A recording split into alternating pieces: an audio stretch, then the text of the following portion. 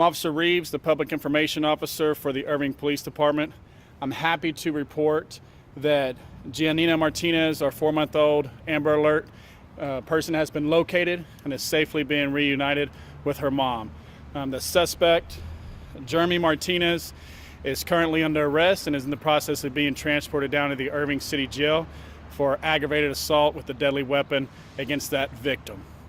To recap what occurred today, at approximately 10 a.m., Irving Police was dispatched to the 6300 block of North MacArthur Boulevard for reports of a domestic violence disturbance. The female adult victim in this case had gotten in an argument with the suspect. That suspect had placed a knife to her throat, threatening to kill her, paused and told her that she needed to leave the apartment at that time or he was going to kill her. She left the apartment, went to the front office, contacted the Irving Police Department. Our patrol division responded very quickly, getting out there and trying to set up a perimeter. But as soon as the victim left to walk up to the office, it appears that the suspect left with the 4-month-old child from the apartment as well. Our tactical unit responded, performed an explosive breach to gain access into the apartment for the imminent danger that the child was in. Once inside the apartment, we realized that no one was in there, and that's when we began the process of activating an Amber Alert. Our Media Affairs Department was coordinating with Texas DPS and activating that Amber Alert. We went ahead and put that information out on social media so that everybody could begin looking for this child. Here lately, we've seen several Amber Alerts go out that have ended in a very negative way. We're very thankful today that this child has been found safe. We continued activation of the alert, and our fugitive unit, along with our tactical team, our criminal information center, our domestic violence investigators, Texas DPS, and our local news outlets began actively sharing this information and getting the suspect's name out on the radio, out on TV, getting that dispatch. The suspect was located a short distance away in the 700 block of Walnut Ridge at the Budget Suites Hotel and Residences.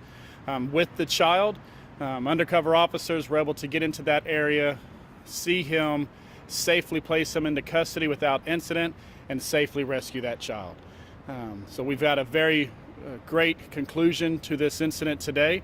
It started out very tragic, but we're very thankful due to good police work and everybody's assistance that we were able to safely get this child reunited back with their mom. I will take questions at this time. For your knowledge, this guy have a criminal history? So I don't have his full criminal history, but I know there was a history of domestic violence that has been occurring. I don't know what his charges are, but I have been informed that he does have a criminal history. So I'll take the second part first. As far as the injuries to the mom, there are going to most likely be assaultive type injuries, but the most dangerous one was the act of placing the knife to her throat and threatening to kill her.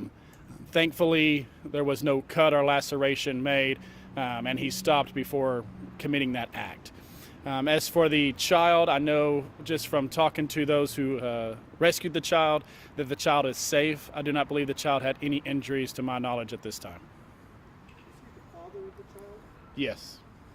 Is there a custody issue, or was it just a domestic dispute? No, it was no custody issue. It was just a domestic dispute. Some of the factors that were initiating that Amber Alert, with an Amber Alert, there has to be a threat of murder or a murder that occurs, and then we also have to feel that the child is in imminent danger. Due to previous arguments, previous statements made by the suspect that if the victim ever contacted the police department, he would kill and or hurt the child. That was another factor that was driving the need and the necessity for us to locate this child very quickly.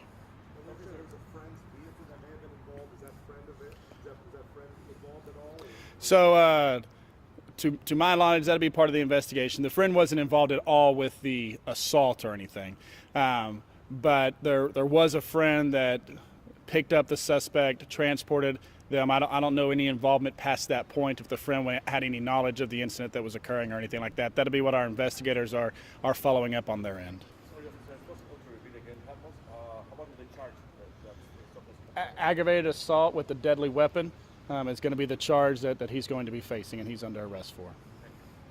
And then there'll also be emergency protective orders placed on the family, the victim, and the 2 children. Any other questions? I just want to once again reiterate thank you to all of our media outlets for getting this information out so quickly, and for everybody on social media for sharing it. This is time where we all come together as a community. Crimes against children are never acceptable. In all of our hearts, we all have kids or family members that have young children, and we always want to find these kids as safely as we can. So good job to everyone today for locating the child.